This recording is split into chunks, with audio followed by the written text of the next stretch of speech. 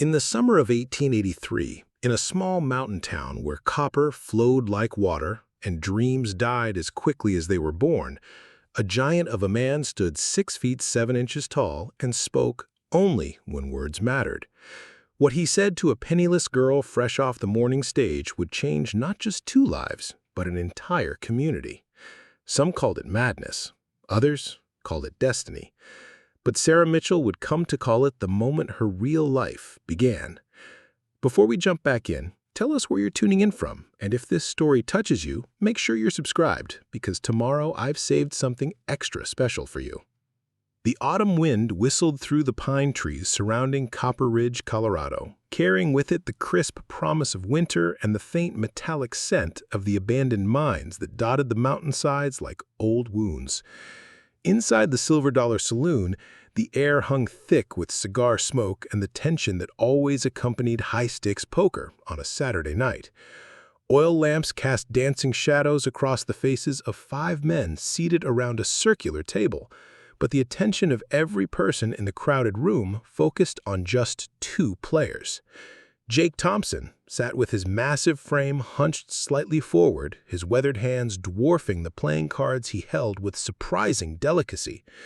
At 6 feet 7 inches, he towered over every other man in Copper Ridge, earning him the nickname Giant from the locals who had grown accustomed to his quiet presence over the past 3 years. His brown hair hung slightly long, and his steel blue eyes remained fixed on his cards with the same patient intensity he used when training wild horses. Tonight, luck had smiled upon the soft-spoken ranch hand in ways that surprised everyone, including himself. Across the table, Clayton Pierce drummed his manicured fingers against the polished wood surface, his usual confident demeanor beginning to crack like paint in the desert sun. Pierce owned half the businesses in Copper Ridge and held mortgages on most of the rest. His perfectly pressed suit and gold pocket watch spoke of wealth and influence, but tonight his luck had turned as cold as the mountain air outside. The pile of chips in front of him had dwindled to a pitiful remnant of what he'd started with, while Jake's modest stack had grown into an impressive mountain of red, white, and blue tokens. The saloon's usual boisterous conversation had died to whispers as word spread that the quiet giant was systematically dismantling the town's most powerful man at his own game. Frank Rodriguez, the saloon owner, wiped down glasses behind the bar while keeping one eye on the increasingly tense situation. He'd seen enough card games go wrong to recognize the dangerous undercurrent building in the room. Jake studied his hand with the same methodical approach he applied to everything in life. 3 queens stared back at him.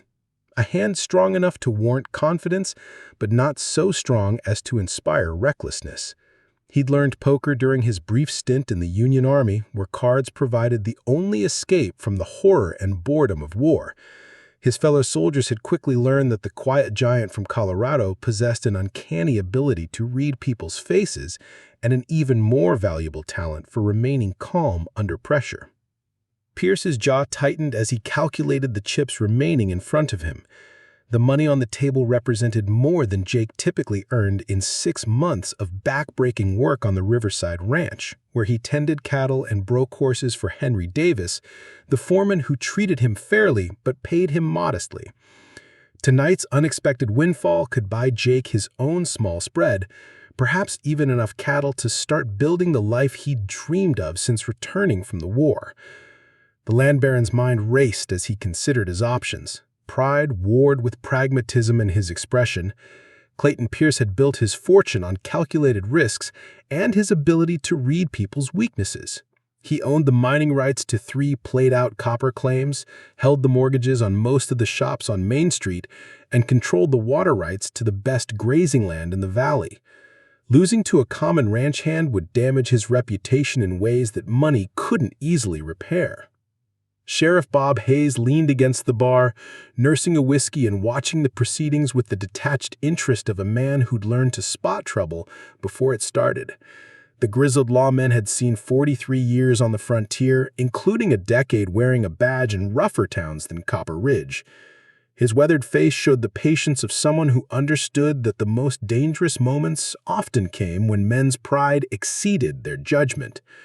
The tension in the room ratcheted higher as Pierce reached for his remaining chips, counted them twice, then sat back in his chair with a calculating expression.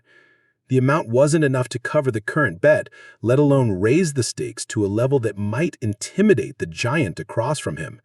Sweat beaded on Pierce's forehead despite the cool evening air drifting through the saloon's open windows. Jake waited with the patience of someone accustomed to working with unpredictable animals.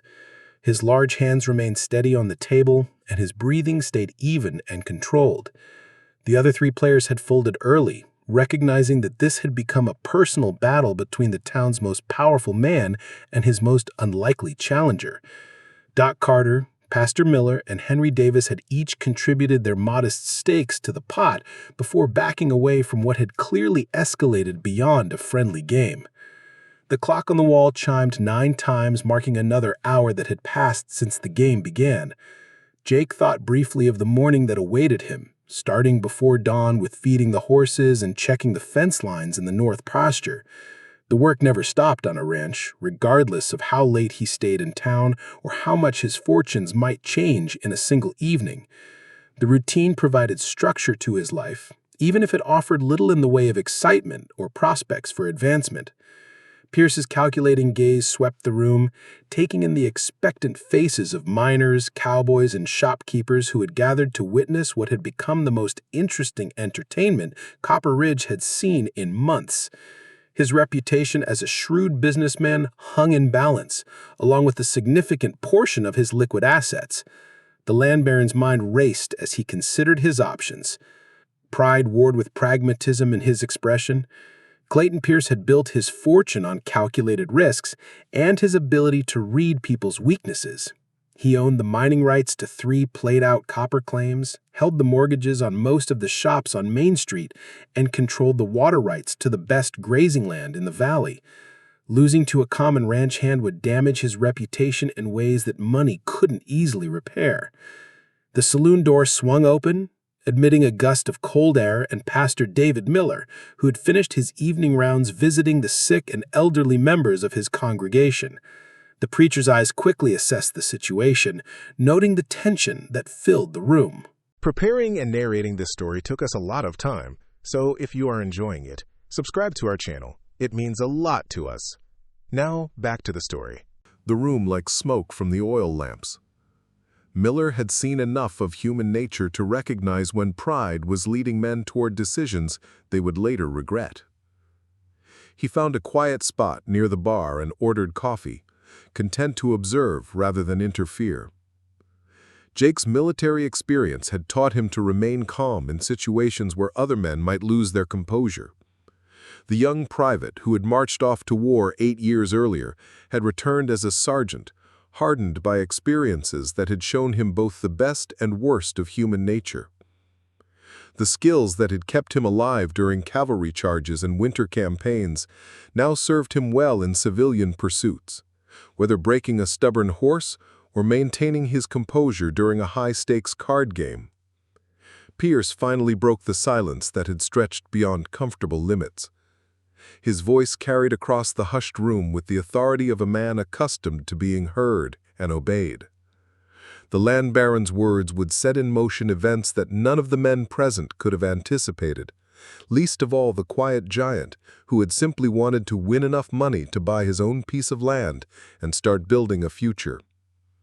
The proposition that emerged from Pierce's lips would challenge every assumption about fairness, decency, and human dignity that the people of Copper Ridge thought they held.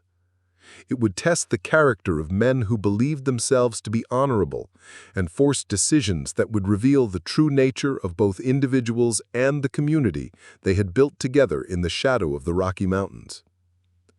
Jake's response to what came next would define not only his own future, but also the fate of a young woman who at that very moment was traveling through the darkness toward Copper Ridge on the overnight stage, carrying nothing but a worn carpetbag and a letter of introduction to a teaching position that might or might not still exist when she arrived.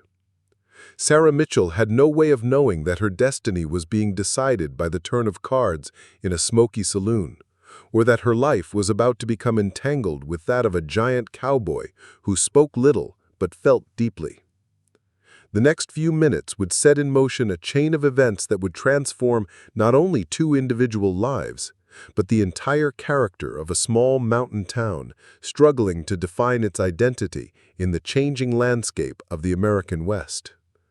What began as a simple game of poker was about to become something far more significant, far more dangerous, and far more transformative than anyone present could have imagined. Pierce leaned forward, his decision made, and spoke the words that would change everything. Clayton Pierce's fingers ceased their drumming as he reached a decision that would haunt him for months to come. The land baron's eyes glittered with the calculating gleam of a man who had built his fortune by finding unconventional solutions to pressing problems. His voice carried across the silent saloon with deliberate clarity, ensuring every man present would hear his words and understand the nature of the wager he was about to propose. "Thompson, it appears my cash reserves have reached their limit for the evening," Pierce announced, his tone carrying the false joviality of a practiced manipulator. "However, I find myself in possession of something that might interest a man of your particular circumstances." The pause that followed stretched like a taut rope, filled with the unspoken understanding that whatever came next would cross lines that decent men typically respected. Jake's massive hands remained motionless on the table, though every instinct warned him that Pierce was maneuvering towards something that would test his character in ways he had never expected. The giant cowboy had survived 3 years of warfare and 5 years of frontier life by trusting his ability to read dangerous situations. The predatory gleam in Pierce's eyes triggered memories of officers who had sent good men to their deaths for personal advancement. "There's a young woman arriving on tomorrow's morning stage, Miss Sarah Mitchell, lately of Boston, Massachusetts, a school teacher by trade, though her circumstances have recently become quite desperate. Her employer arranged her passage west with certain expectations regarding her future employment." The indoor temperature in the saloon seemed to drop several degrees despite the warmth radiating from the pot-bellied stove in the corner. Frank Rodriguez stopped wiping glasses, his weathered hands frozen in mid-motion as he recognized the direction Pierce's proposition was heading. Pastor Miller shifted uncomfortably near the bar, his coffee growing cold as he contemplated whether his moral authority extended to intervening in a private wager between consenting adults. Sheriff Hayes pushed himself away from the bar with deliberate slowness, his hand instinctively checking the position of his revolver. 43 years on the frontier had taught him to recognize the moments when civilized conversation turned toward something darker. The lawman's presence served as a silent reminder that Copper Ridge maintained certain standards of behavior, even in its most disreputable establishments. Pierce savored the attention his words had commanded before delivering the heart of his proposal. "The young lady's teaching position has unfortunately been eliminated due to budgetary constraints. The school board decided they could no longer afford a qualified instructor from the East. Miss Mitchell has no family to return to, no resources for extended travel, and no prospects for employment in a town that barely tolerates the few women who already reside here." Jake's jaw tightened as he began to understand the true nature of what Pierce was suggesting. The land baron's reputation for acquiring distressed properties at favorable prices was well known throughout the valley, but the idea that he would apply the same ruthless business principles to human beings crossed into territory that violated every code Jake had learned to respect during his years of military service. The implications of Pierce's offer hung in the air like gunpowder smoke, acrid and dangerous. Every man in the saloon understood that they were witnessing something that would define the moral character of their community for years to come. The response to Pierce's proposition would reveal whether Copper Ridge was the kind of place where decent people could build honorable lives, or merely another frontier settlement where might made right and conscience bowed to convenience. "She's educated, well-mannered, and desperate enough to accept whatever arrangements might preserve her from destitution, Pierce continued, his words falling like stones into still water. I propose to stake her future against the contents of that pot. A woman of her background and circumstances would normally command considerable interest from men seeking cultured companionship. Consider it an investment in your future domestic arrangements. The silence that followed Pierce's proposal stretched beyond uncomfortable into genuinely threatening. Jake's breathing remained controlled, but his knuckles whitened as his hands formed fists on the table. The suggestion that any human being could be wagered like livestock violated principles that went deeper than his religious upbringing or social conditioning. Some boundaries existed independent of law or custom, carved into the bedrock of human decency by forces older and more fundamental than civilization itself. Doc Carter cleared his throat nervously from his position at the side table, where he had been nursing a whiskey and trying to forget the day's medical disasters. The elderly physician had delivered most of the children in Copper Ridge and treated their injuries and illnesses with equal dedication, regardless of their parents' ability to pay. The idea that a young woman's fate could be decided by the turn of playing cards offended every healing instinct he possessed. Henry Davis, Jake's foreman at the Riverside Ranch, studied his employee's face with growing concern. Davis had hired Jake 3 years earlier based on the young veteran's reputation for honest work and steady character. The foreman had never seen his most reliable hand display the kind of controlled fury that was building behind Jake's steel blue eyes. The careful composure that had made Jake valuable as both a soldier and a ranch hand appeared to be approaching its breaking point. Frank Rodriguez found his voice first, though it emerged as barely more than a whisper. Pierce, that ain't the kind of wager we entertain in this establishment. A man's personal affairs are one thing, but what you're suggesting crosses lines that shouldn't be crossed in civilized company. The saloon owner's words carried the weight of someone who had seen enough human degradation to recognize when circumstances demanded taking a stand. Pierce's laugh held no warmth or genuine amusement. Civilization is a luxury we can rarely afford in places like Copper Ridge, Rodriguez. Miss Mitchell faces a choice between accepting unconventional arrangements or facing the kind of destitution that kills young women as surely as bullets or disease. At least this way, her future would be decided by men who understand the value of treating valuable assets with appropriate care. The land baron's words revealed the calculating coldness that had enabled him to accumulate wealth and power in a region where both commodities remained scarce. Pierce viewed human relationships through the same lens he applied to business transactions, measuring worth in terms of utility and profit rather than dignity or mutual respect. His proposal represented the logical extension of principles that had served him well in acquiring land, minerals, and political influence.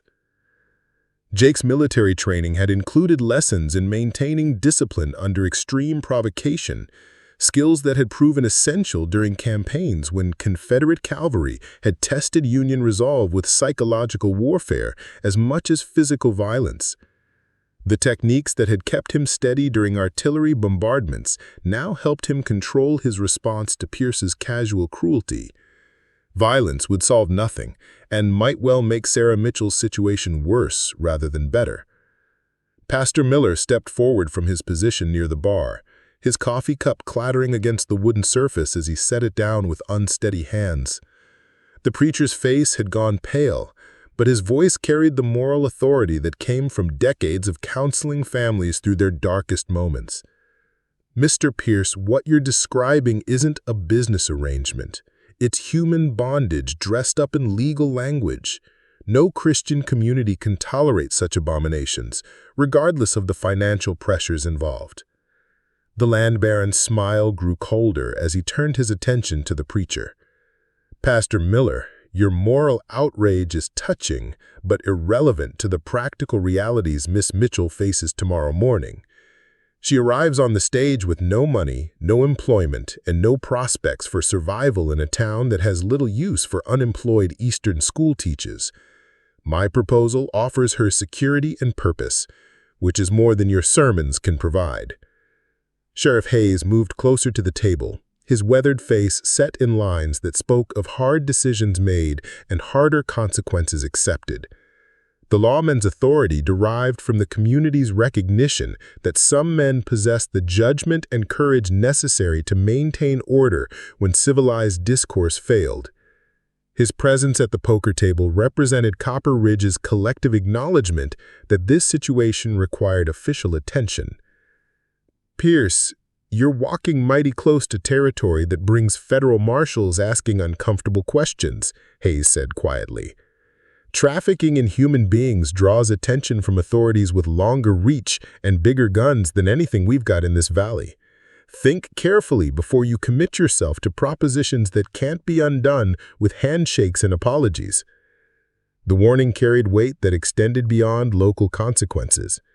The federal government had grown increasingly aggressive about enforcing laws designed to prevent the continuation of slavery under different names. Territorial judges had little patience for arrangements that reduced human beings to property, regardless of the legal sophistication used to disguise the essential transaction. Pierce waved away the sheriff's concerns with the casual arrogance of a man who had never faced serious consequences for his actions. "Sheriff, you're misunderstanding the nature of my proposal. Miss Mitchell would enter into a voluntary arrangement with Thompson, assuming he wins the hand. No coercion, no trafficking, simply an opportunity for a desperate woman to secure her future through marriage to a man capable of providing for her needs." The suggestion that such an arrangement could be considered voluntary exposed the fundamental dishonesty underlying Pierce's entire proposition. A woman with no resources, no alternatives, and no support possessed no real freedom to refuse any offer that promised survival. The veneer of choice that Pierce described was as illusory as smoke, designed to provide legal cover for what amounted to purchased companionship. Jake finally spoke, his voice carrying the quiet authority that had made him an effective sergeant during some of the war's bloodiest campaigns. "Pierce, that woman deserves better than being treated like a prize to be won or lost based on the luck of the draw. Whatever brought her to the situation, she's still a human being with her own thoughts, feelings, and right to determine her own future." To determine her own future. The giant cowboy's words cut through the saloon's atmosphere like a blade, establishing a moral line that Pierce would have to cross if he insisted on pursuing his proposition. Jake's statement represented more than personal opinion. It reflected principles that most of the men present claimed to respect, even if they had never been forced to defend them under such challenging circumstances. Pierce's expression hardened as he recognized that his carefully planned manipulation was encountering unexpected resistance. The land baron had anticipated that greed and masculine pride would overcome any moral objections to his proposal. The possibility that Jake might refuse the wager for ethical reasons had not factored into Pierce's calculations, revealing a blindness to human decency that would prove costly in ways he could not yet imagine. "Thompson, your noble sentiments are admirable but impractical," Pierce replied, his voice taking on a sharper edge. "Ms. Mitchell faces a brutal reality tomorrow morning. She can accept whatever arrangements provide her with food, shelter, and protection, or she can maintain her dignity while starving in the street. Moral purity is a luxury that desperate people can rarely afford." The land baron's argument possessed a cold logic that was difficult to refute entirely. Frontier communities offered few opportunities for single women without family connections or independent means. Teaching positions remained scarce, and most other forms of employment available to women provided barely subsistence wages under working conditions that destroyed health and hope with equal efficiency. Jake studied his cards again, though his attention focused less on the three queens he held than on the moral implications of the decision he faced. Military service had taught him that leadership sometimes required accepting responsibility for outcomes beyond personal control. The choice before him involved more than his own principles. It would determine what kind of man he proved to be when circumstances tested his character under extreme pressure. The morning stage would arrive in less than 12 hours, carrying a young woman whose future hung in the balance of decisions being made by men she had never met. Sarah Mitchell's fate was being determined by strangers in a smoky saloon, based on the turn of playing cards and the moral courage of a giant cowboy who had never asked for such responsibility, but could not avoid it. Pierce leaned back in his chair, confident that time and social pressure would eventually overcome Jake's initial resistance to his proposal. The land baron had built his fortune by understanding how to exploit human weaknesses, and he remained convinced that every man had a price that could be discovered and paid. His patient smile suggested absolute certainty that Jake would eventually accept the wager, regardless of his current moral posturing. The clock on the wall chimed 10 times, marking another hour of a night that would be remembered in Copper Ridge long after the details of other poker games had been forgotten. The decision that Jake made in the next few minutes would establish precedents that would influence the community's character for generations to come. The giant cowboy held more than playing cards in his massive hands. He held the power to define what kind of place Copper Ridge would become. The stage from Denver rolled through the mountain darkness toward its morning appointment with destiny, carrying a young woman who had no idea that her future was being decided by the conscience of a man she had never met. Sarah Mitchell dozed fitfully in the uncomfortable coach, dreaming of the teaching position that had already been eliminated and the new life that might or might not be possible in a town she had never seen. Jake looked up from his cards and met Pierce's calculating gaze directly. The giant cowboy's next words would set in motion events that would transform not only his own life, but the entire moral fabric of a small mountain community struggling to define its identity in the changing landscape of the American West.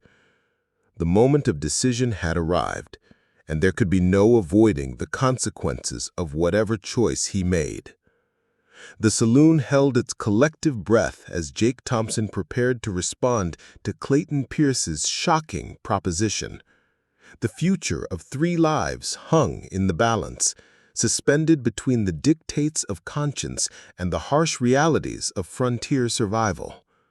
What happened next would reveal whether Copper Ridge was the kind of place where decent people could build honorable lives, or merely another frontier settlement where might made right and human dignity was just another commodity to be bought and sold. Pierce's proposition had transformed a simple poker game into a test of fundamental human values. The response would echo through the community for years to come, establishing precedents that would influence how the people of Copper Ridge treated their most vulnerable members. The giant cowboy held the power to determine whether his community would be remembered for its compassion or its cruelty. Jake's decision approached like thunder rolling down from the mountain peaks, inevitable and transformative. The next few seconds would define not only his own character, but the moral foundation upon which Copper Ridge would build its future. The cards in his hands had become far more than mere gambling tokens. They represented the power to shape human destiny through the application of principle under pressure. The morning stage continued its approach through the darkness, carrying Sarah Mitchell toward a confrontation with fate that neither she nor anyone else could have anticipated. Her future depended on the moral courage of a man she had never met, whose response to an indecent proposition would determine whether she found sanctuary or exploitation in the mountain town she hoped would become her new home. Pierce waited with the patience of a predator, confident that human nature would ultimately prove as predictable and exploitable as he had always found it to be. The land baron's entire worldview depended on the assumption that every person could be bought, intimidated, or manipulated into serving his interests. Jake Thompson's response would either confirm Pierce's cynical philosophy or shatter it completely. The oil lamps flickered in the saloon's growing tension, casting dancing shadows that seemed to mirror the moral uncertainty filling the room. Every man present understood that they were witnessing something significant, a moment when abstract principles would be tested against concrete circumstances. The outcome would reveal whether the values they claimed to respect possessed any real meaning when circumstances made adherence costly and difficult. Sheriff Hayes remained poised to intervene if the situation escalated beyond verbal confrontation, but his authority extended only to maintaining physical order. The moral choices facing Jake Thompson lay beyond the reach of law enforcement, residing in territory where individual conscience provided the only reliable guidance. The lawman could prevent violence, but could not mandate virtue. Pastor Miller clutched his coffee cup with whitened knuckles, his mind racing through scriptures and sermons that might provide guidance for a situation unlike anything his theological training had prepared him to address. The preacher understood that his congregation would judge his response to this crisis as much as they judged Jake's decision. Moral leadership required taking stands even when the consequences remained unclear and potentially costly. Frank Rodriguez had stopped all pretense of working, his attention focused entirely on the drama unfolding at the poker table. The saloon owner had seen enough human nature to recognize genuinely pivotal moments when they occurred. His establishment had witnessed celebrations and tragedies, but nothing that would compare to the moral weight of the decision Jake Thompson was preparing to make. Doc Carter finished his whiskey in a single swallow, steeling himself for whatever medical consequences might emerge from the evening's events. The elderly physician had learned to prepare for violence, even when hoping for peaceful resolutions. 40 years of frontier medicine had taught him that men under extreme stress often resolved their conflicts through methods that required surgical intervention. Henry Davis studied his employee's face with growing admiration and concern. The foreman had hired Jake based on his reputation for steady work and reliable character. But the crisis had revealed depths of moral courage that went far beyond job qualifications.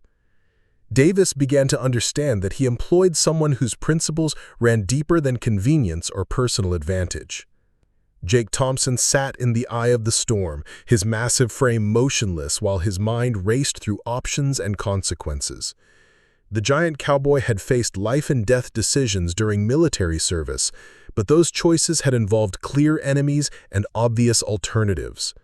The situation Pierce had created offered no such clarity, only the terrible responsibility of determining another person's fate through the application of personal conscience.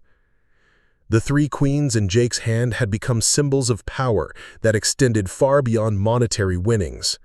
The cards represented the ability to shape human destiny through individual choice, to determine whether Sarah Mitchell would find refuge or exploitation in Copper Ridge.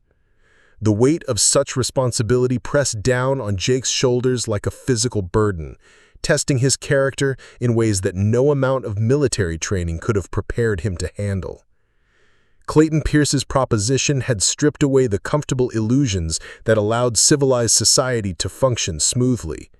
The land baron had exposed the brutal calculations that lay beneath polite social conventions, forcing every man present to confront the gap between their stated principles and their willingness to defend those principles when defense carried personal costs. The stage from Denver continued its relentless approach through the mountain night, carrying Sarah Mitchell toward a destiny that would be determined by the moral courage of strangers. Her future hung in the balance of a decision she could not influence, made by people she had never met, based on circumstances she could not have imagined. The isolation and helplessness of her situation made Jake's choice even more momentous. Jake looked around the saloon at the expectant faces surrounding the poker table. He saw men who claimed to respect principles of human dignity and individual worth, but who had remained silent while Clayton Pierce reduced a desperate woman to the status of a gambling stake. The giant cowboy understood that his response would reveal not only his own character, but the true nature of the community he had called home for 3 years. The moment of decision had arrived with the inevitability of sunrise. Jake Thompson could no longer delay the choice that would define his legacy and determine Sarah Mitchell's fate.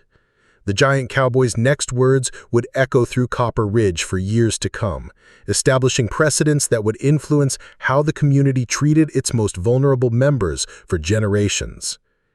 Pierce leaned forward with anticipation, confident that his careful manipulation had created circumstances that would force Jake to accept the wager regardless of his moral objections. The land baron's entire worldview depended on the assumption that practical necessity would always overcome abstract principle when the stakes grew high enough. Jake Thompson looked down at his cards one final time, then raised his eyes to meet Clayton Pierce's calculating gaze. The giant cowboy's response would transform the lives of 3 people and establish the moral foundation upon which Copper Ridge would build its future. The silence in the saloon stretched beyond comfort into genuine tension as every man present waited to learn what kind of community they had created together. The oil lamps continued their flickering dance, casting shadows that seemed to mirror the uncertainty filling every heart in the room. The future remained unwritten, suspended between the dictates of conscience and the harsh realities of frontier survival. Whatever happened next would reveal whether Copper Ridge possessed the moral courage necessary to protect its most vulnerable members, or whether it would prove to be just another frontier settlement where human dignity remains subordinate to power and profit. Jake's massive hands moved to place his cards on the table, face down, his decision made. The giant cowboy's next words would determine whether Sarah Mitchell found sanctuary or exploitation in the mountain town that was about to become her new home. The moment that would define 3 lives and shape a community's character had finally arrived. Reputation for years to come. The saloon owner understood that whatever happened in the next few minutes would either elevate the Silver Dollar as a place where decent men took stands against indecency, or mark it forever as the location where human dignity had been auctioned to the highest bidder. Pastor David Miller felt sweat beading on his forehead despite the cool evening air drifting through the saloon's windows.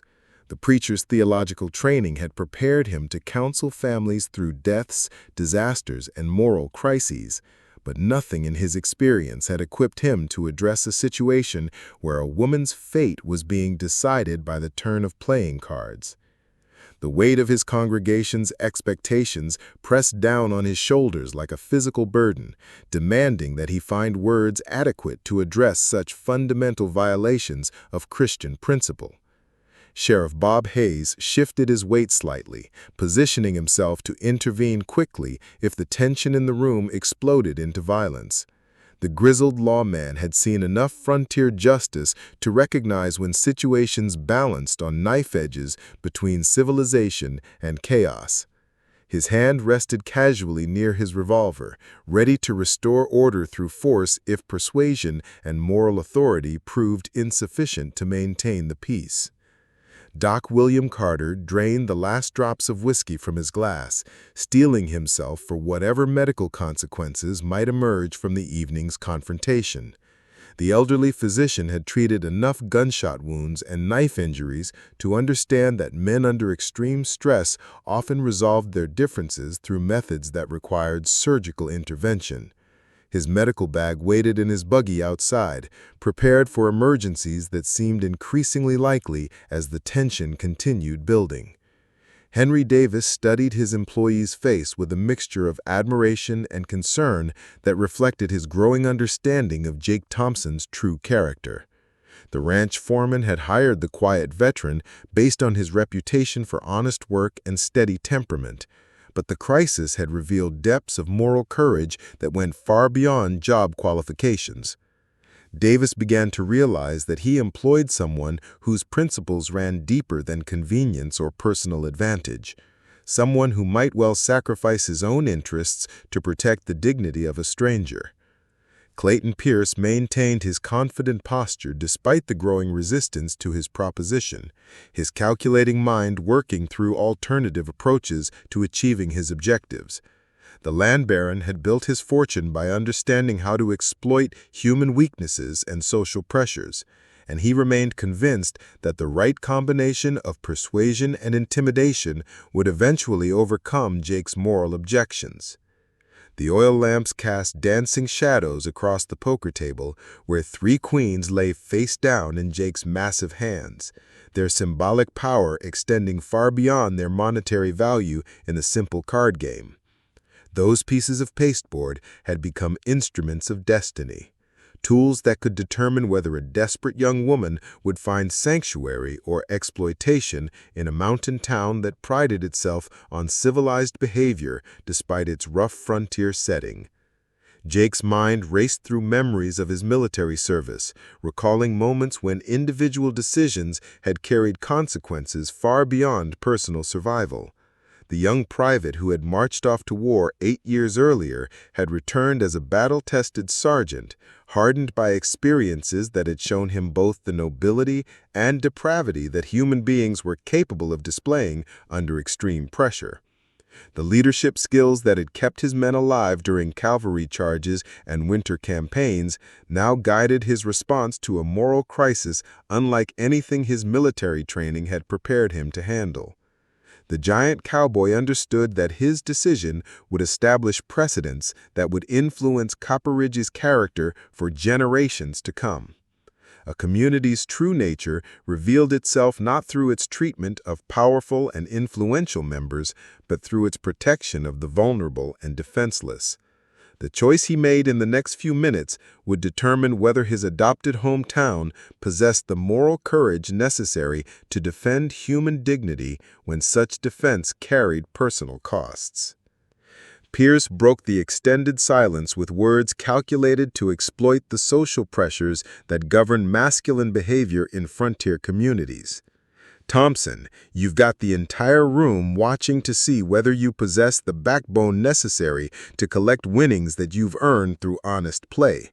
Walking away from this table would mark you as the kind of man who lacks the courage to claim what belongs to him." The land baron's challenge carried the weight of social conditioning that had governed masculine identity since the earliest days of frontier settlement. Men who backed down from wagers or failed to collect debts faced ridicule and loss of respect that could make life unbearable in small communities where reputation determined everything from employment opportunities to marriage prospects. Pierce had chosen his words carefully, striking at the foundations of Jake's standing in the community. Jake's response emerged in the measured tones of someone accustomed to command responsibility under pressure. "Pierce, there's a difference between courage and cruelty, between claiming what's rightfully yours and participating in something that violates basic human decency. That woman deserves better than being treated like property to be won or lost based on the luck of the draw." The giant cowboy's words cut through the saloon's atmosphere like a blade, establishing a moral line that Pierce would have to cross if he insisted on pursuing his proposition. Jake's statement represented more than personal opinion. It reflected principles that most of the men present claimed to respect, even if they had never been forced to defend them under such challenging circumstances. Frank Rodriguez found his voice, though it emerged rougher than usual due to the tension that had gripped his throat like a physical force. "Jake's right, Pierce. What you're suggesting crosses lines that shouldn't be crossed in any establishment that claims to serve decent folks. The Silver Dollar has hosted plenty of high-stakes games over the years, but we've never entertained wagers that reduced human beings to the status of gambling stakes." The saloon owner's support provided Jake with an ally whose opinion carried weight in the community. Rodriguez had operated his establishment for nearly a decade, earning respect through fair dealing and maintaining standards that elevated the silver dollar above the typical frontier barroom. Frontier drinking hall. His opposition to Pierce's proposition represented the voice of legitimate business interests that understood the importance of maintaining community standards. Pastor Miller stepped forward from his position near the bar, his coffee cup forgotten as he prepared to address a moral crisis that demanded religious leadership despite its secular setting. The preacher's voice carried the authority that came from decades of counseling families through their darkest moments, speaking truth even when such truth proved uncomfortable for those who needed to hear it. "Mr. Pierce, what you're describing isn't a business arrangement or a gentleman's wager," Miller said, his words ringing with the conviction that had sustained him through years of frontier ministry. "It's human trafficking dressed up in legal language designed to provide cover for activities that violate every principle of Christian charity and human dignity. No community that claims to follow God's law can tolerate such abominations, regardless of the financial pressures or social conventions involved." The preacher's condemnation struck at the heart of Pierce's proposition, stripping away the veneer of respectability that the land baron had tried to maintain.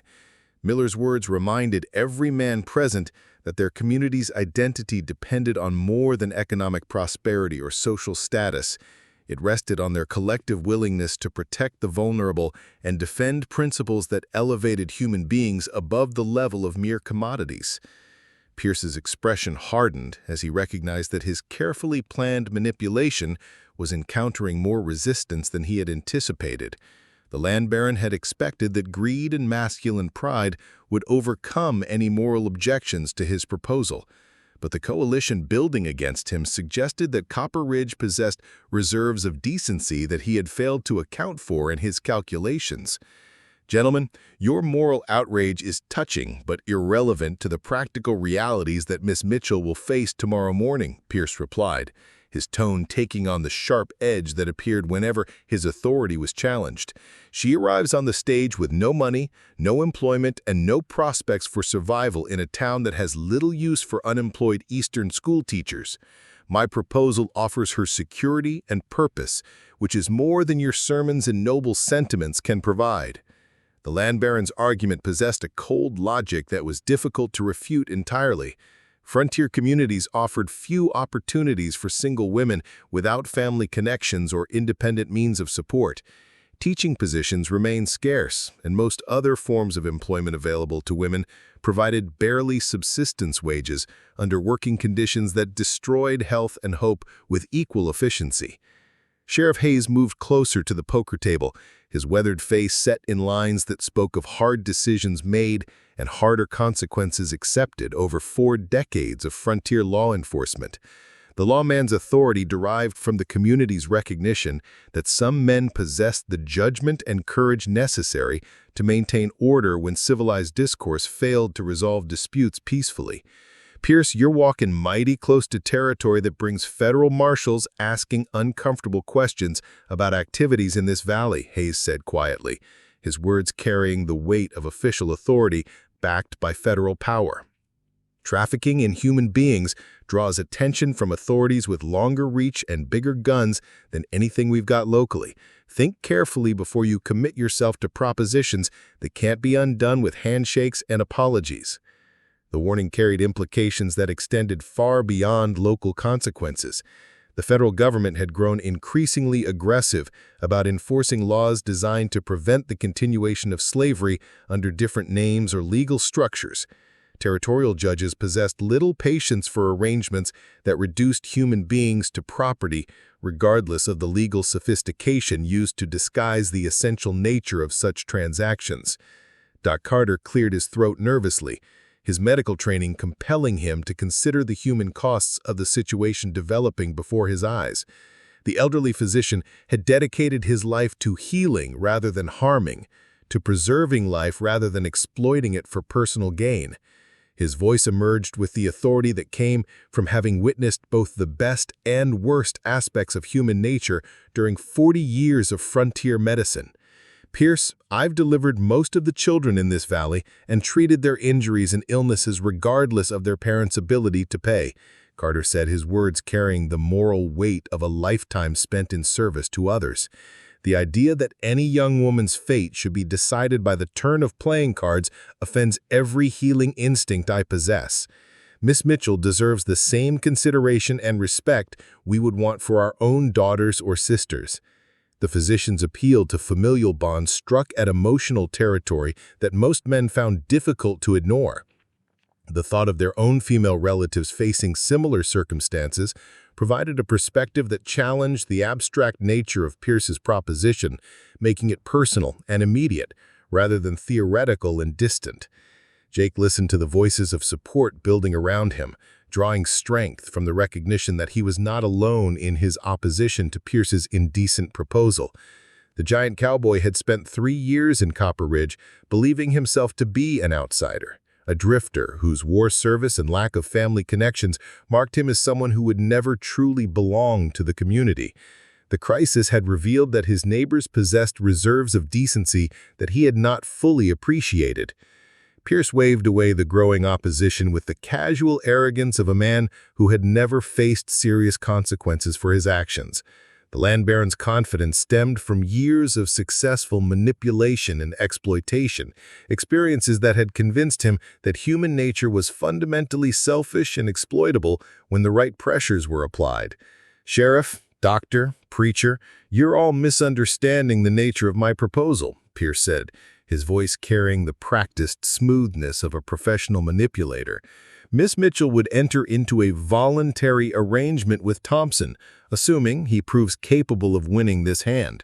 No coercion, no trafficking, simply an opportunity for a desperate woman to secure her future through marriage to a man capable of providing for her needs and protecting her interests." The suggestion that such an arrangement could be considered voluntary exposed the fundamental dishonesty underlying Pierce's entire proposition. A woman with no resources, no alternatives, and no support possessed no real freedom to refuse any offer that promised security, survival, regardless of the personal costs or moral compromises such acceptance might require. The veneer of choice that Pierce described was as illusory as smoke, designed to provide legal cover for what amounted to purchased companionship. Jake studied the 3 queens in his hand with growing understanding of their symbolic significance. The cards represented more than potential monetary winnings. They embodied the power to shape human destiny through the application of personal conscience under extreme pressure. Military service had taught him that leadership sometimes required accepting responsibility for outcomes beyond personal control, but nothing in his experience had prepared him for the moral weight of determining another person's fate.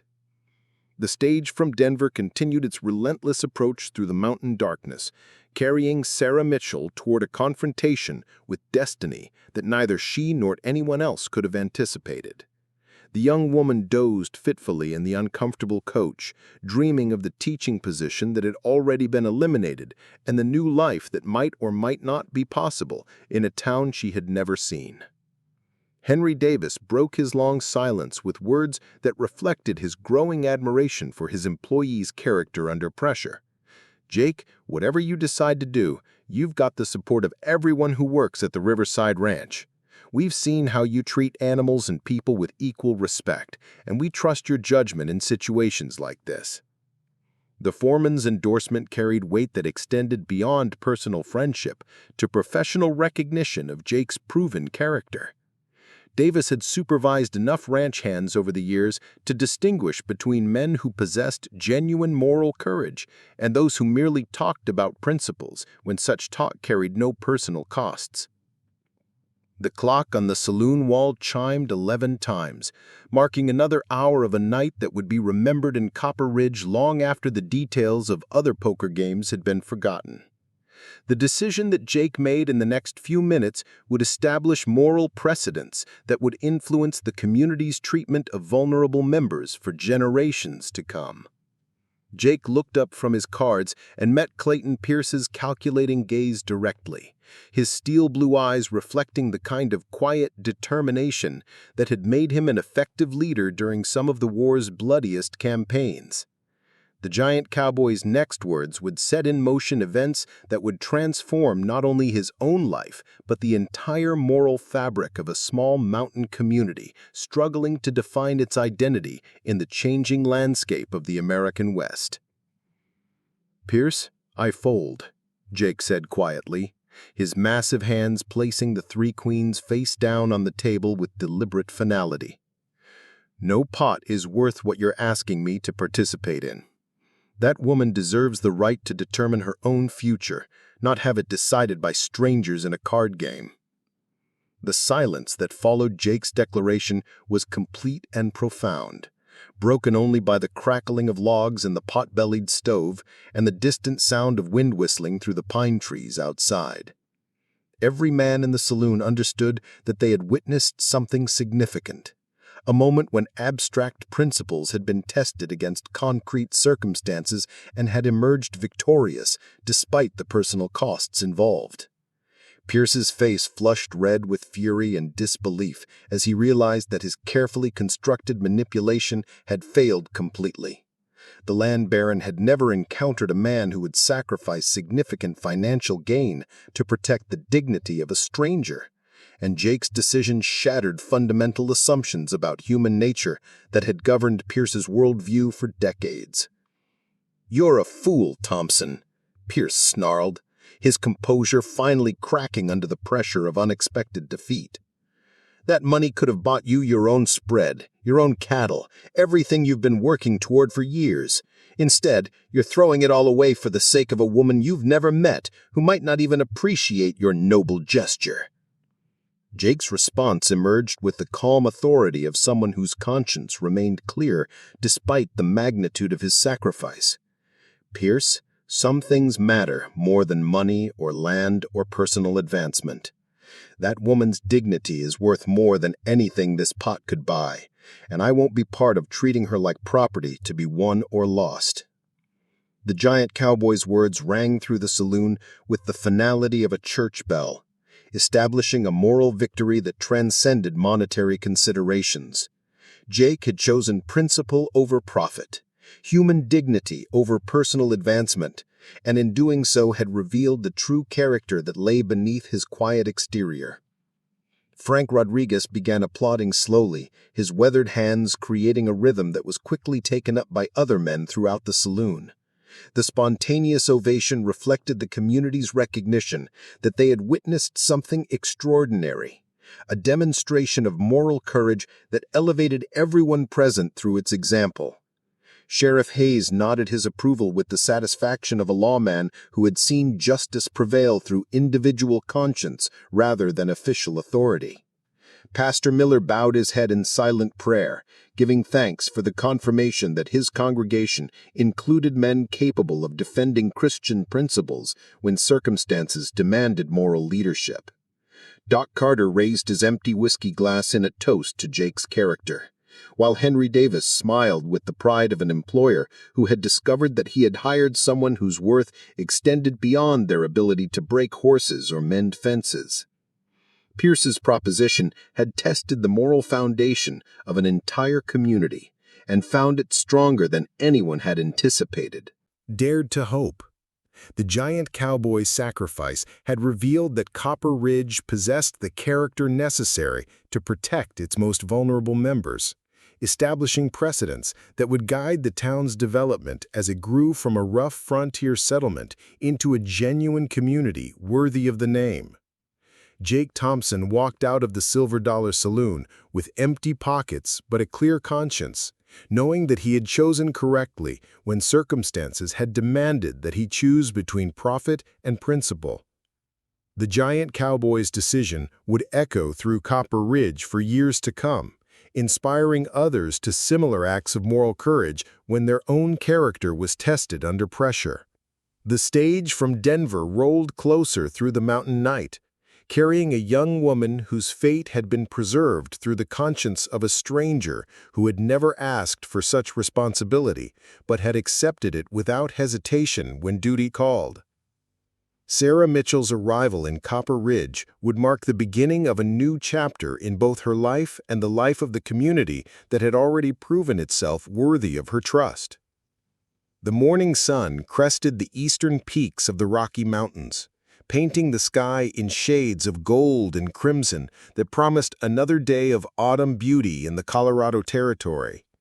Sarah Mitchell pressed her face against the stagecoach window, watching the landscape transform from rolling hills into the dramatic mountain valleys that would soon become her new home.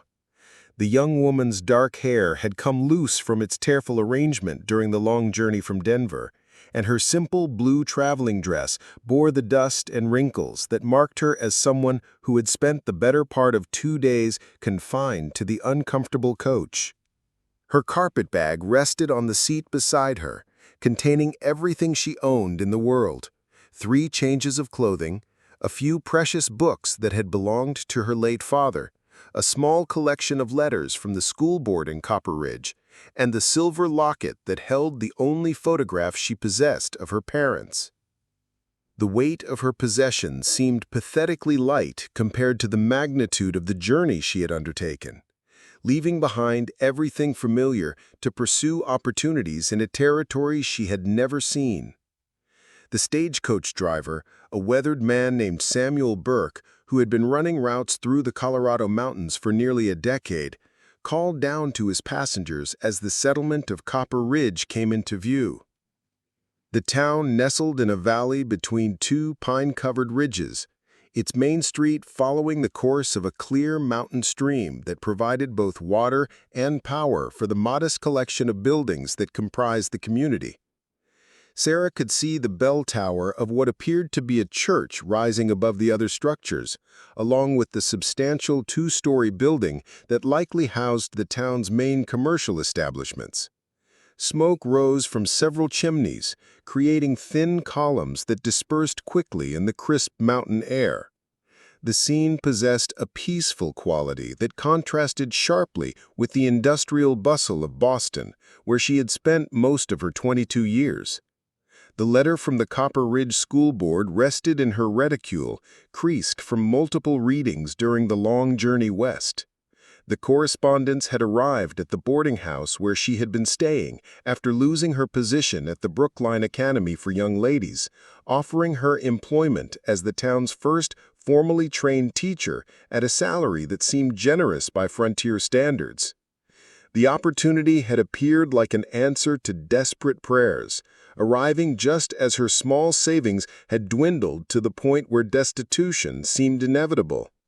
Sarah had grown up as the daughter of Professor Edmund Mitchell, who had taught classical literature at Harvard University until his death from consumption 3 years earlier.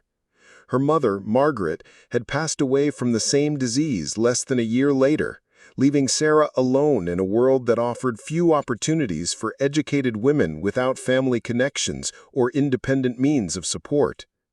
The teaching position at the Brookline Academy for Young Ladies had provided barely enough income to maintain her modest rooms and simple lifestyle, but even that meager security had vanished when the school's enrollment declined. The young woman had spent her childhood surrounded by books and intellectual discourse, receiving an education that far exceeded what most women of her generation could expect. Her father had insisted that she learn Latin, French, and mathematics alongside the more traditional feminine accomplishments of music and needlework. The breadth of her knowledge had served her well as a teacher, but it also set her apart from other women in ways that sometimes proved more burden than blessing. As the stagecoach descended into the valley, Sarah caught sight of several people gathering near what appeared to be the town's main depot. The prospect of meeting her new employers and colleagues filled her with a mixture of excitement and nervousness that had been building throughout the journey. She had no way of knowing that the teaching position that had drawn her to Copper Ridge had been eliminated the previous week due to budgetary constraints, or that her fate had been the subject of a poker game that had tested the moral character of men she had never met. The coach rolled to a stop in front of the Copper Ridge Inn, a sturdy log building that served as both hotel and stagecoach depot for travelers passing through the valley. Sarah gathered her belongings and prepared to step into her new life, unaware that the giant cowboy who had sacrificed his poker winnings to protect her dignity stood watching from across the street, studying her with eyes that held a mixture of curiosity and protective concern. Jake Thompson had spent a sleepless night wrestling with the implications of his decision to fold his winning hand rather than participate in Clayton Pierce's indecent proposition. The giant cowboy had walked home from the Silver Dollar Saloon with empty pockets but a clear conscience, knowing that he had chosen correctly when circumstances had demanded that he choose between profit and principle. The financial sacrifice had been significant, representing months of careful saving and the postponement of dreams he had cherished since returning from the war. The morning found Jake positioned near the blacksmith shop where he could observe the stagecoach arrival without drawing attention to himself. He had no clear plan for what he intended to do, only a sense of responsibility for the young woman whose dignity he had protected through his sacrifice. The debt of honor he felt toward Sarah Mitchell had nothing to do with romantic interest and everything to do with the recognition that his actions had created a new obstacle for a woman who already faced significant challenges in building a new life in a new territory unfamiliar to her. Consequences that extended beyond his own life. When Sarah stepped down from the coach, Jake's first impression was of quiet dignity, maintained despite obvious fatigue and uncertainty. The young woman moved with the careful grace of someone accustomed to conducting herself properly under all circumstances, but her eyes revealed the apprehension of someone facing an uncertain future with limited resources and no family support. She appeared younger than he had expected, perhaps in her early 20s, with the pale complexion of someone more familiar with libraries than mountain sunshine. Frank Rodriguez emerged from his saloon to witness the arrival, his curiosity about Sarah Mitchell having been heightened by the previous evening's dramatic events. The saloon owner had spent considerable time after Jake's departure thinking about the moral courage he had witnessed and wondering whether the young woman at the center of the controversy would prove worthy of such sacrifice.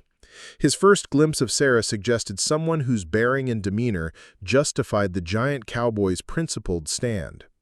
Sheriff Bob Hayes approached the stagecoach from his office across the street, his official duties requiring him to monitor arrivals and departures for potential trouble.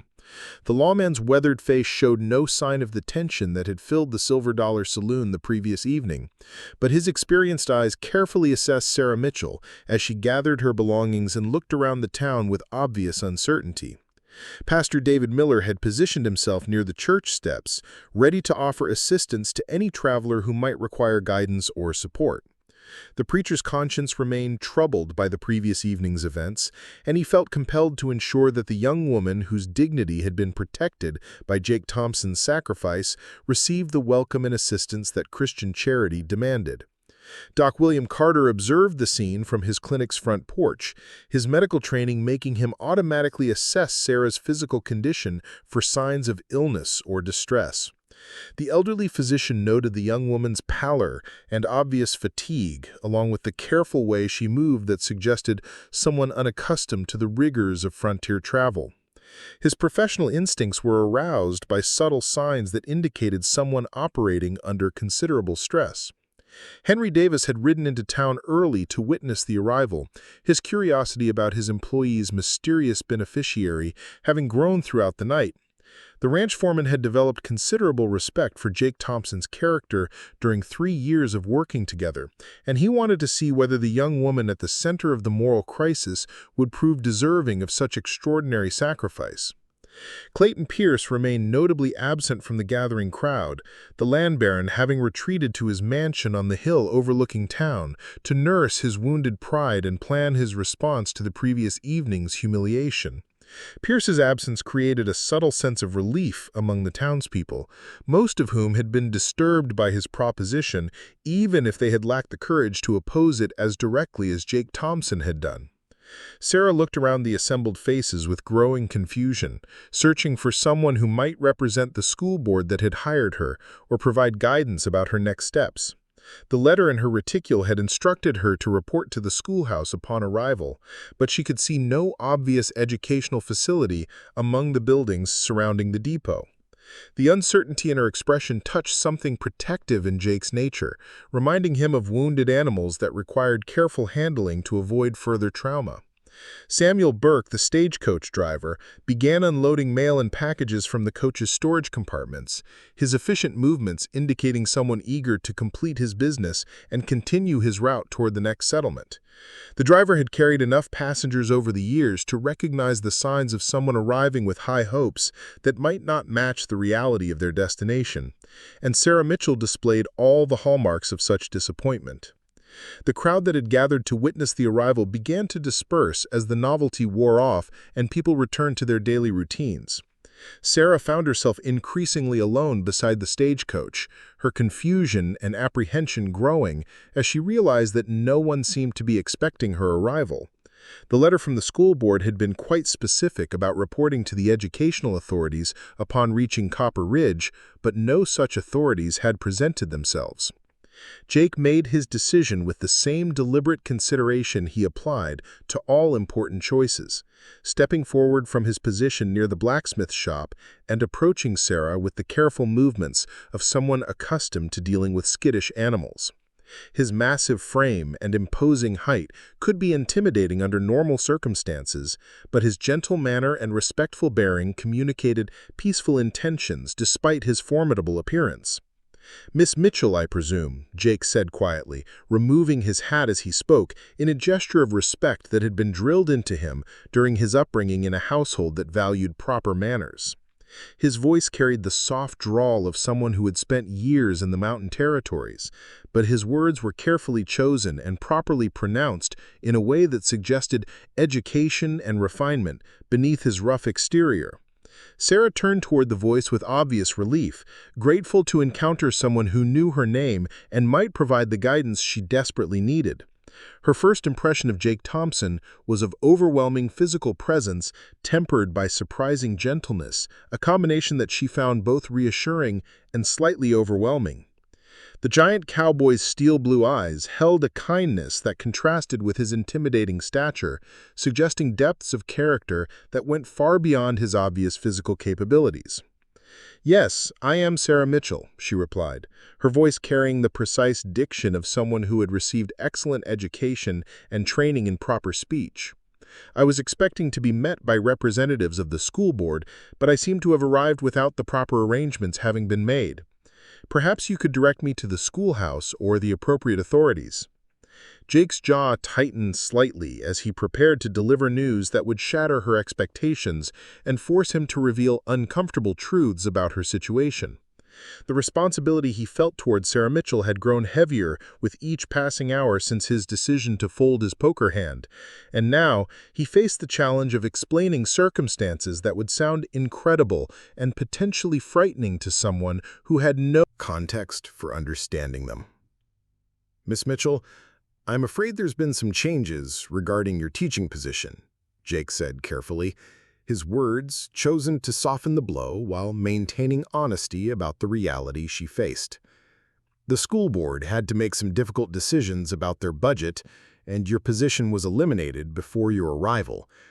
I know this isn't what you expected to hear, and I'm sorry to be the one delivering such disappointing news." The color drained from Sarah's face as she absorbed the implications of Jake's words. The teaching position had represented her only prospect for independence and security, the single opportunity that had offered escape from the poverty and uncertainty that had plagued her since her parents' deaths. Without employment, she faced destitution in a frontier town where opportunities for educated women remained virtually non-existent. "I see," Sarah said quietly, her voice maintaining its composure despite the devastation she felt at the news. Years of proper upbringing had taught her to maintain dignity even in the face of disaster, though her hands trembled slightly as she gripped her carpetbag more tightly. "Perhaps you could direct me to accommodations where I might stay while I consider my options. I have some small savings that should cover temporary lodging." Jake studied her face with the careful attention of someone who had learned to read emotions in both animals and people, recognizing the signs of someone struggling to maintain composure while processing life-altering disappointment.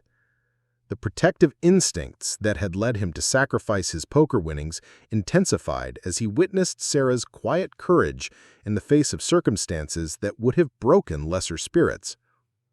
The giant cowboy found himself at a crossroads that would define the rest of his life.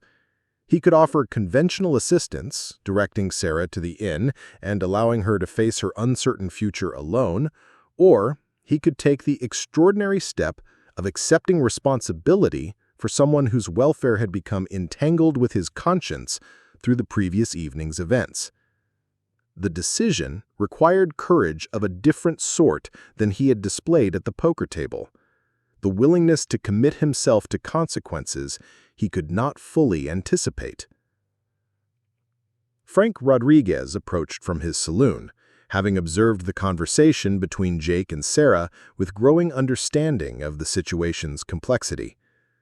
The saloon owner's respect for the giant cowboy's character had been solidified by the previous evening's demonstration of moral courage, and he felt compelled to offer whatever assistance might help resolve the crisis facing the young woman whose dignity Jake had protected. "Miss Mitchell, I'm Frank Rodriguez, owner of the Silver Dollar Saloon," the proprietor said, his tone respectful despite the unconventional nature of his establishment. "I couldn't help but overhear your conversation with Jake here, and I want you to know that you're welcome to take meals at my place while you're getting settled. We don't serve fancy food, but it's honest cooking at fair prices." The offer of practical assistance touched Sarah deeply, representing the kind of frontier hospitality she had hoped to find in her new home. The fact that a saloon owner would extend such courtesy to a respectable woman spoke well of the community's character, suggesting that Copper Ridge possessed reserves of decency that went beyond conventional social boundaries. Pastor Miller approached from his position near the church, his clerical collar clearly identifying his role in the community. The preacher's face showed the concern that had been building since the previous evening's events, and he felt compelled to offer whatever support his ministry could provide to someone facing such challenging circumstances. "Miss Mitchell, I'm Pastor David Miller of the Copper Ridge Community Church," he said, his voice carrying the warmth that had made him effective in counseling families through difficult times. "I want you to know that you're welcome in our community regardless of the employment situation. We have a small congregation, but we believe in taking care of folks who find themselves in need of assistance." The expressions of support from multiple community members helped ease some of Sarah's apprehension about her situation, though the fundamental problem of her lack of employment and limited resources remained unresolved.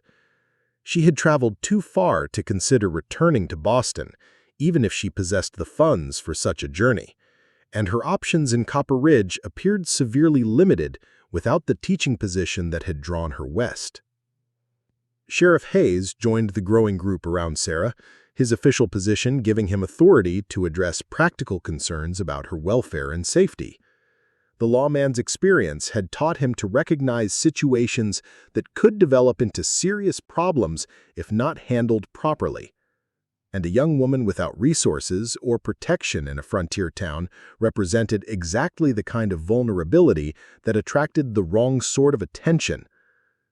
"Miss Mitchell, as the local sheriff, I want to assure you that Copper Ridge is a safe community for respectable folks. We've got decent accommodations at the inn, and Mrs. Chen, who runs the boarding house, provides clean rooms and good meals for folks who need longer-term arrangements." Doc Carter approached from his clinic, his medical bag in hand, as he prepared to make his morning rounds visiting patients who required ongoing care. The elderly physician's trained eye had already assessed Sarah's condition, noting signs of fatigue and stress that indicated someone operating under considerable strain. His professional instincts compelled him to offer assistance even though no medical emergency existed. "Miss Mitchell, I'm Doc Carter, and I run the medical practice here in town," he said, his voice carrying the warmth that had made him effective in counseling families through difficult times. "I want you to know that you could use some rest and a good meal after your journey. Travel can take more out of a person than they realize, especially when they're dealing with disappointment and uncertainty." The gathering of community members around Sarah represented something unprecedented in her experience, a collective demonstration of concern and support from strangers who had no obligation to involve themselves in her difficulties. The warmth of their reception contrasted sharply with the cold indifference she had encountered in Boston after her parents' deaths, suggesting that frontier communities possessed reserves of human kindness that more civilized societies had somehow lost. Jake observed the spontaneous outpouring of support with a mixture of pride and determination, recognizing that his neighbors assessed the character necessary to protect vulnerable members of their community. The moral courage he had displayed the previous evening had revealed similar qualities in others, creating a foundation for the extraordinary decision he was preparing to make. Henry Davis approached on horseback, having observed the gathering from his position near the general store where he had been conducting ranch business. The foreman's respect for his employee had grown considerably since witnessing Jake's sacrifice at the poker table, and he felt compelled to offer whatever assistance might help resolve the situation facing the young woman whose welfare had become entangled with his ranch hand's conscience. "Jake, if Miss Mitchell needs work while she's figuring out her situation, we could use someone with education to help with the ranch books and correspondence," Davis offered, his practical nature seeking solutions to immediate problems. "It wouldn't pay much, but it would provide honest work and give her time to consider her options." The offer of employment, even temporary and modest, represented exactly the kind of practical assistance Sarah needed most. Her education had included sufficient mathematics and bookkeeping to handle such responsibilities, and the prospect of earning money while establishing herself in the community provided hope where none had existed moments before. Sarah felt tears threatening to overwhelm her carefully maintained composure as she recognized the extraordinary kindness being extended by people who had no reason to concern themselves with her welfare.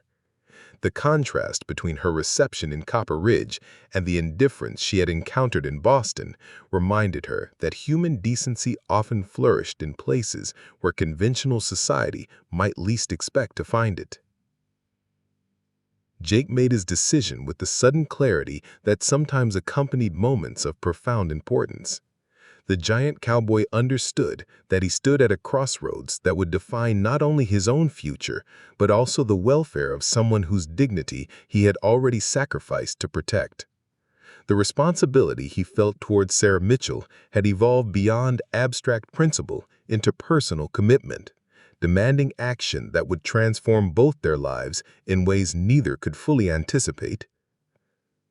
"Miss Mitchell," Jake said, his voice carrying the quiet authority that had made him an effective leader during his military service, "I have a proposition that might address your immediate concerns while giving you time to consider your long-term options." The word proposition caused several people to tense, given the previous evening's events, but Jake's respectful tone and obvious sincerity suggested something entirely different from Clayton Pierce's indecent offer. "I own a small cabin on the outskirts of town with more space than a single man requires," Jake continued, his words carefully chosen to convey respect while addressing practical necessities. "You're welcome to use the back room while you establish yourself in the community. I'd ask nothing in return except perhaps help with cooking and household tasks that I handled poorly on my own." The offer represented an extraordinary gesture of trust and generosity, providing Sarah with shelter and security while maintaining her dignity and independence. Jake's respectful manner and the public nature of his proposal assured everyone present that his intentions were honorable, aimed at providing assistance rather than exploitation. Sarah studied Jake's face with the careful attention of someone whose survival depended on accurately assessing character and motivation. Her education had included enough study of human nature to recognize genuine kindness when she encountered it, and the giant cowboy's respectful bearing convinced her that his offer represented sanctuary rather than threat. "Mr. Thompson, your generosity overwhelms me," Sarah replied, her voice carrying the gratitude of someone who had discovered unexpected kindness in the midst of despair. "I would be honored to accept your offer, with the understanding that I intend to contribute whatever I can to my own support and eventual independence." The acceptance of Jake's proposition created a murmur of approval from the assembled townspeople, who recognized that they had witnessed something extraordinary in the willingness of two strangers to trust each other under such challenging circumstances. The arrangement represented the kind of frontier cooperation that enabled communities to survive and prosper despite the isolation and hardships of territorial life. Pastor Miller stepped forward to offer his blessing to the arrangement, his clerical authority providing moral sanction for an unconventional living situation that might otherwise attract criticism or gossip. "I think this arrangement reflects the best traditions of Christian charity and frontier cooperation," he said, his words carrying the weight of religious approval that would silence most potential objections. Sheriff Hayes nodded his agreement with the pastor's assessment, his official endorsement providing legal and social protection for an arrangement that might otherwise prove vulnerable to malicious interference. "It's a practical solution to a difficult situation, and I'm glad to see our community taking care of folks who find themselves in need of assistance," the lawman said. Doc Carter offered his medical services if needed, recognizing that the stress and uncertainty of Sarah's situation might affect her health in ways that required professional attention. Frank Rodriguez repeated his invitation for meals at the Silver Dollar, while Henry Davis confirmed his offer of bookkeeping work at the ranch. The spontaneous creation of a support network around Sarah Mitchell represented something unprecedented in her experience, a demonstration of community solidarity that transformed her from an isolated stranger into someone whose welfare mattered to multiple people. The warmth of her reception suggested that Copper Ridge possessed the character necessary to provide the fresh start she desperately needed. Jake gathered Sarah's carpetbag and offered his arm to escort her to his cabin, the gesture reflecting the proper manners his mother had insisted upon during his upbringing. The giant cowboy understood that he had committed himself to responsibilities that would change his life in fundamental ways, but his conscience remained clear about the rightness of his decision. As they walked through the town toward Jake's cabin, Sarah felt a sense of hope that had been absent since learning of her parents' deaths. The future remained uncertain, but she would face it with the support of people who had demonstrated their willingness to help strangers in need. The teaching position that had drawn her to Copper Ridge had vanished, but she had found something potentially more valuable in the kindness of a community that protected its vulnerable members. Morning sun climbed higher over the mountain peaks, warming the valley and illuminating a town that had revealed its true character through its response to crisis. Copper Ridge had proven itself worthy of the hopes that had drawn Sarah Mitchell across a continent in search of a new life, even if that life would develop in ways she had never expected. Jake's cabin sat nestled among towering pines at the edge of Copper Ridge, close enough to town for convenience, but far enough away to provide the privacy and peace that both he and Sarah would need as they navigated their unusual arrangement. The modest log structure consisted of 2 rooms, with a small kitchen area and a stone fireplace that provided both warmth and cooking facilities during the harsh mountain winters. Hand-hewn furniture reflected Jake's practical skills, while carefully maintained cleanliness spoke to his orderly nature despite his bachelor status. Sarah surveyed her new surroundings with the careful attention of someone whose survival depended on quickly understanding her environment. The back room that Jake had offered proved larger than she had expected, with a window that looked out toward the mountains and sufficient space for her few belongings.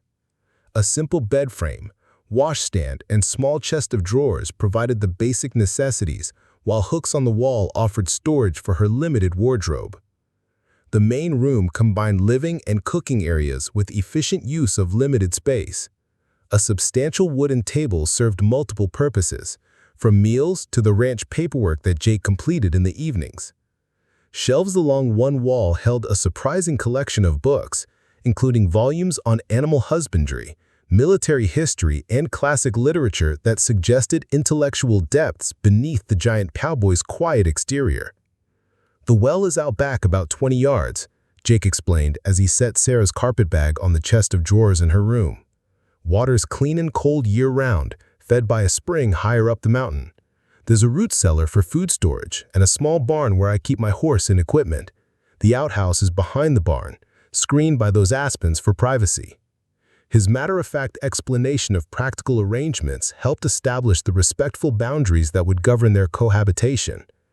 Jake understood that Sarah's comfort and security depended on knowing that her privacy would be protected and her independence respected, despite the unconventional nature of their living situation. Sarah unpacked her few belongings with careful precision, arranging her books on a small shelf and hanging her dresses from the wall hooks. The silver locket containing her parents' photograph found a place of honor on the washstand, while her father's Latin grammar and mother's collection of poetry occupied positions where she could see them daily. The familiar objects helped transform the simple room into something approaching a home. The first few days passed in careful politeness, as both Jake and Sarah established routines that accommodated their shared living space while maintaining appropriate boundaries. Jake left early each morning for his work at the Riverside Ranch, returning in the evening to find that Sarah had prepared simple but well-cooked meals from the provisions in his pantry. Her education had included basic domestic skills, though she had never been required to apply them under such rustic conditions. Sarah discovered that Jake possessed a remarkably well-stocked library for a frontier bachelor, with books ranging from agricultural manuals to philosophy and history that suggested intellectual depths beneath the giant cowboy's quiet exterior. The isolation that might have proven unbearable became bearable through the company of books.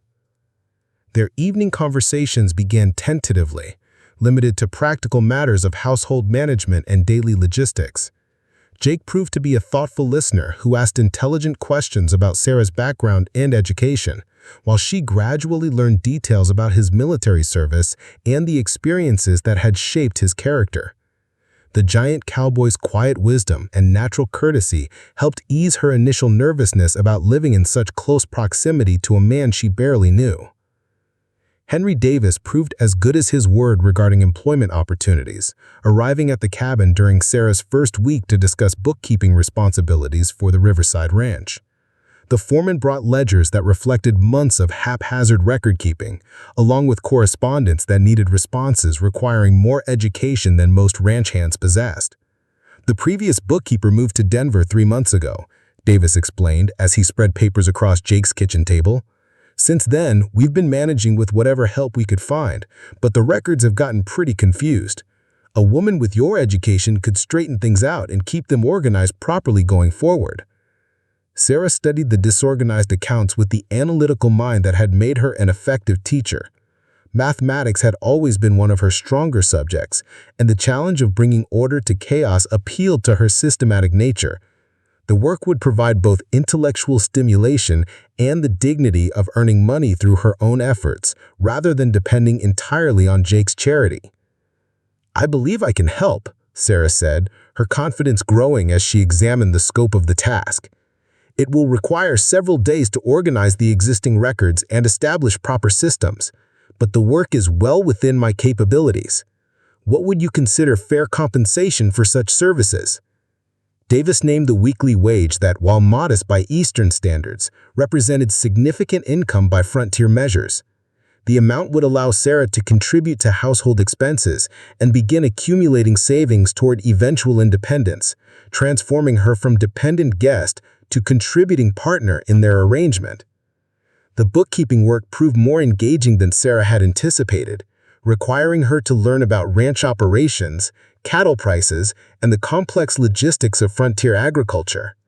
Her mathematical skills served her well in calculating feed costs and profit margins, while her education helped her compose correspondence with suppliers and buyers that reflected well on the ranch's professionalism. Jake observed Sarah's transformation from uncertain refugee to confident professional with growing admiration. The young woman's resilience in the face of devastating disappointment reminded him of soldiers who had found ways to maintain hope and purpose despite overwhelming adversity. Her determination to contribute rather than simply accept charity reflected character that commanded respect. Regardless of her vulnerable circumstances, word of Sarah's bookkeeping skills spread through the valley as other ranchers and business owners learned of her work for the Riverside Ranch. Within 2 weeks of her arrival, she had received requests for similar services from 3 additional enterprises, providing income that exceeded what her teaching position would have paid.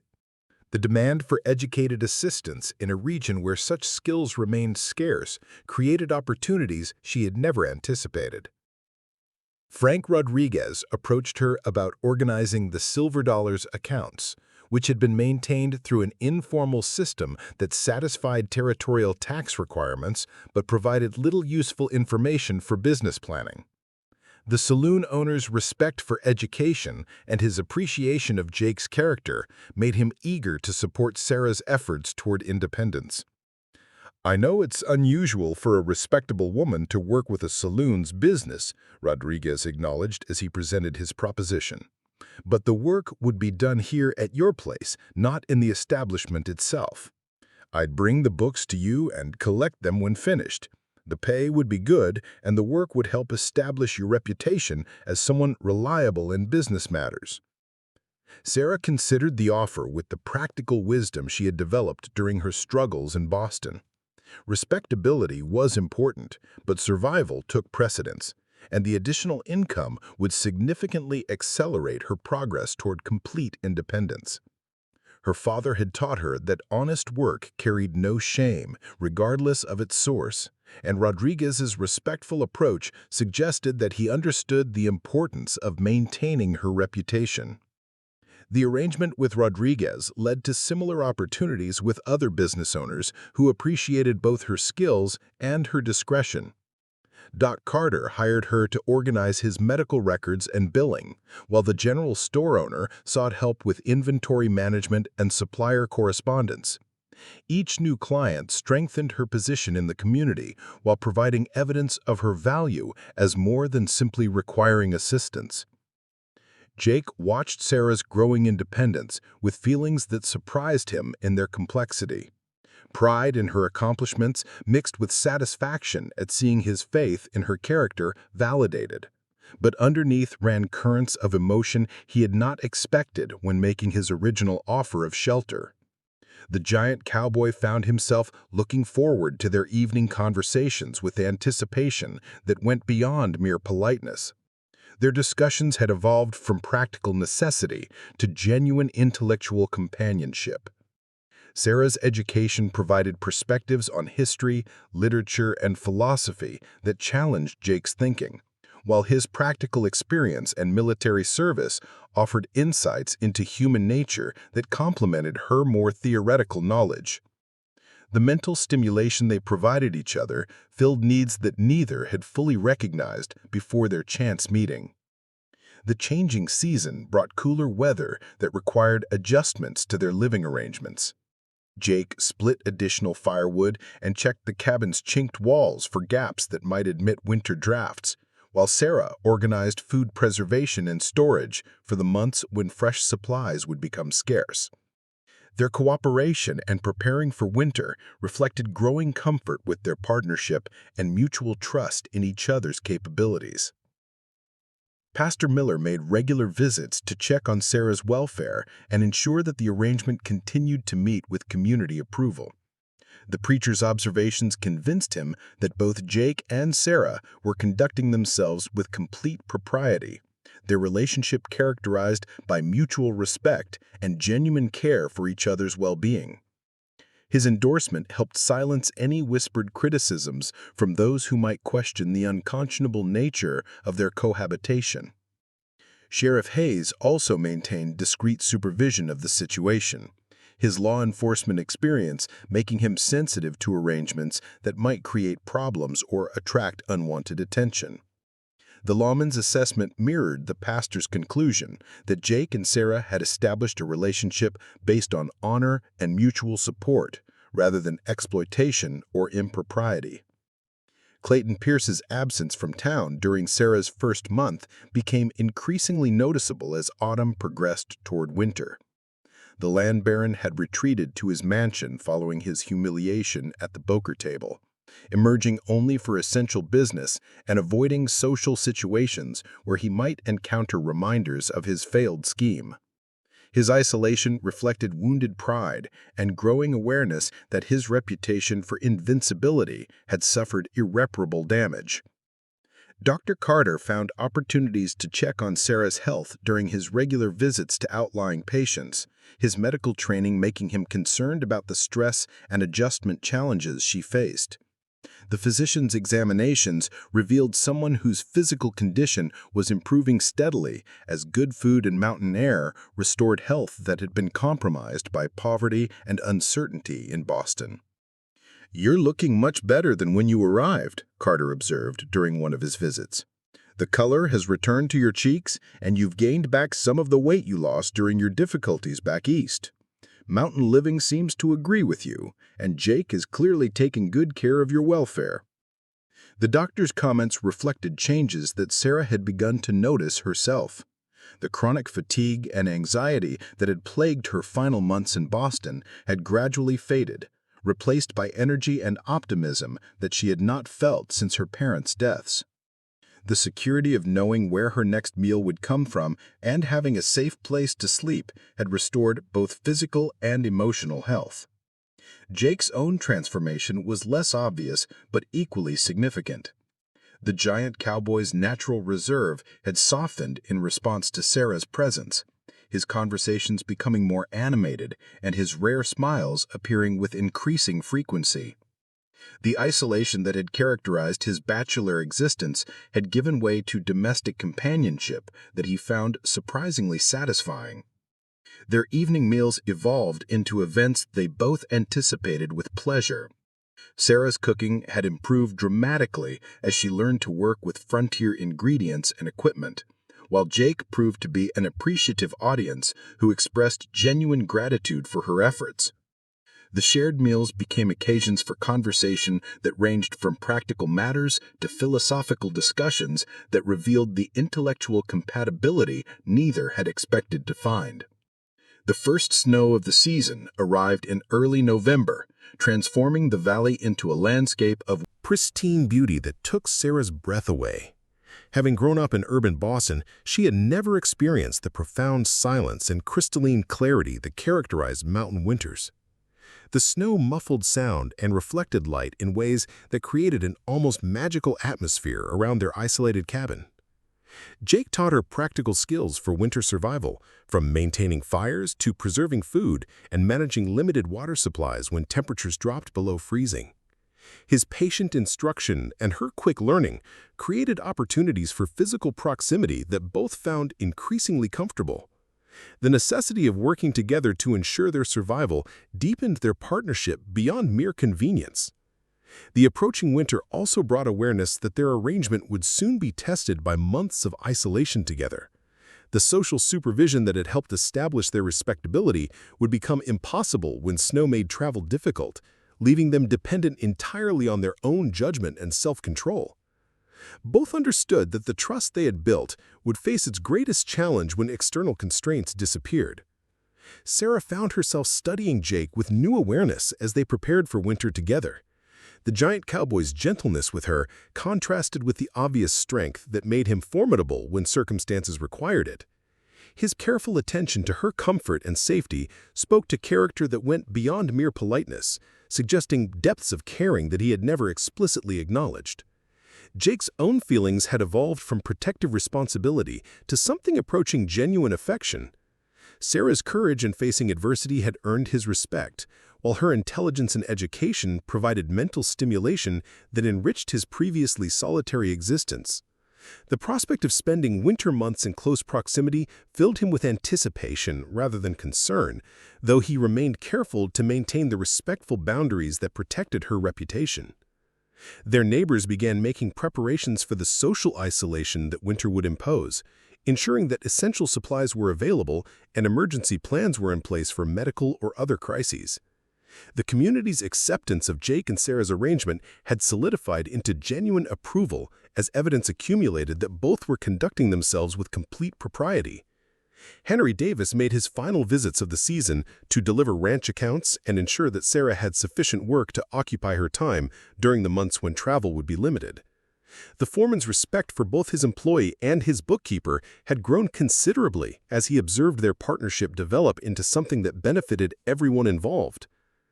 "You two have found something special," Davis observed as he prepared to leave after delivering the last batch of records. "Jake's been a good worker for 3 years, but he's become a better man since you arrived. And you've proven that education and frontier life can complement each other when people are willing to adapt." The foreman's comments reflected observations that others in the community had made but rarely expressed directly.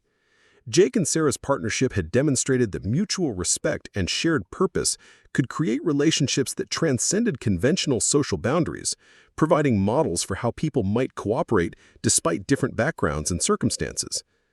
Pastor Miller conducted what he called his final official visit before winter isolation began, bringing blessing and encouragement for the months ahead. The preacher's confidence in their ability to maintain proper conduct during their isolation reflected his assessment of character that had been proven through months of observation. "You've both shown remarkable wisdom in handling a difficult situation," Miller said as he prepared to leave. "Your example has strengthened our entire community's faith in the possibility of decent people finding ways to help each other despite challenging circumstances. That's a gift that extends far beyond your personal situation." The approach of winter brought increasing awareness that their arrangement had evolved beyond temporary necessity into something approaching permanent partnership. Neither Jake nor Sarah had explicitly acknowledged the transformation, but both understood that their relationship had developed foundations that could support whatever future they chose to build together. Sarah's financial situation had improved dramatically through her bookkeeping work, providing her with independence and options she had not possessed since her parents' deaths. The security of knowing she could support herself had restored confidence and self-respect that poverty had threatened to destroy permanently. Jake found himself imagining futures that included Sarah's continued presence in his life, though he remained careful not to assume that her feelings matched his own growing attachment. The respect and affection he felt for her had developed gradually but steadily, creating emotions that he had never expected to experience again after the war had convinced him that he was destined for solitary life. The last autumn snow began falling as they completed their winter preparations, creating a sense of impending isolation that felt more like anticipated adventure than dreaded imprisonment. Their cabin had become a true home through Sarah's presence, while their partnership had proven itself through months of successful cooperation. As they settled in for their first winter together, both Jake and Sarah understood that the months ahead would either strengthen their bond or reveal incompatibilities that would force difficult decisions about their future. The foundation they had built through respect, trust, and growing affection would face its ultimate test in the intimate isolation that mountain winter would impose. The snow continued falling through the night, transforming their valley into a winter wonderland that would become their world for the next several months. Whatever challenges lay ahead, they would face them together with the confidence that came from having already overcome obstacles that had seemed insurmountable when Sarah first stepped down from the Denver stage. Their story had begun with Jake's sacrifice of poker winnings to protect a stranger's dignity, but it had evolved into something neither had anticipated when circumstances first brought them together. The future remained unwritten, but it would be shaped by the partnership they had forged through adversity and the growing understanding that they had found in each other something worth protecting and nurturing regardless of what challenges lay ahead. The giant cowboy and the educated young woman from Boston had discovered that differences in background and experience could become sources of strength rather than division when people approached each other with respect, kindness, and willingness to see beyond surface appearances to the character underneath. Their winter together would prove whether the bond they had built could support the lifetime partnership that both were beginning to hope might be possible.